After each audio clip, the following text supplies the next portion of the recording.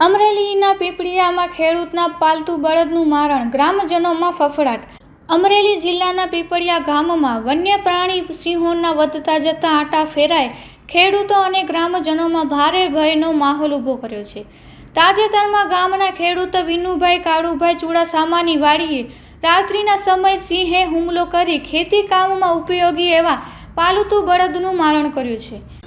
પીપળિયા ગામના આગેવાન રવજીભાઈએ માહિતી આપતા જણાવ્યું હતું કે ગત રાત્રે વિનુભાઈની વાડીએ ખીલે બાંધેલ બળદ પર સિંહે હુમલો કર્યો હતો।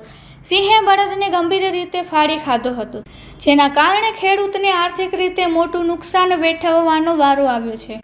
સવારના સમયે જ્યારે ખેડૂત વાડીએ પહોંચ્યા ત્યારે આ કરુણ દ્રશ્ય જોવા મળ્યું હતું। સ્થાનિક લોકોના જણાવ્યા અનુસાર આ વિસ્તારમાં અવારનવાર 10 થી 12 સિંહોના ટોળા જોવા મળે છે। સિંહો સીધાવાડી વિસ્તારમાં આવી ચડતા હોવાથી ખેત મજૂરો અને ખેડૂતોના જીવ જોખમમાં મુકાયા છે। ગામના આગેવાનો અને ખેડૂતોએ વન વિભાગ પાસે જે ખેડૂતના બળદનું મારણ થયું છે તેને વન વિભાગ દ્વારા વહેલી તકે યોગ્ય વળતર ચૂકવવામાં આવે। ખેડૂત અને પશુઓની સુરક્ષા માટે વાડી વિસ્તારમાં વન વિભાગ દ્વારા વાયર ફેન્સિંગની વ્યવસ્થા કરવામાં આવે। રાત્રિના સમયે સિંહોના ગ્રામ્ય વિસ્તારમાં પ્રવેશને રોકવા માટે ચોક્કસ પેટ્રોલિંગ કે અન્ય સુરક્ષાત્મક પગલાં લેવામાં આવે। ગ્રામજનોએ ધમકી આપી છે કે જો વન વિભાગ દ્વારા વહેલી તકે ખેડૂતોની સુરક્ષા માટે યોગ્ય વ્યવસ્થા નહીં કરવામાં આવે તો આગામી દિવસોમાં માનવ સંઘર્ષની ઘટનાઓ વધવાની પૂરેપૂરી શક્યતા છે। Report by Sarfaraz Khokhar, Vijpadi, Amreli.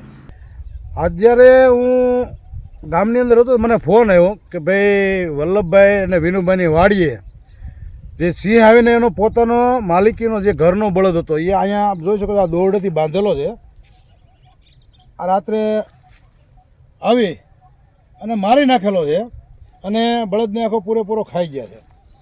તો ખરેખર આ ગામની અંદર રાત્રના 11, 10 સિંહના ટોળા મારતા હોય એવું મને બધાને જાણવા મળ્યું છે।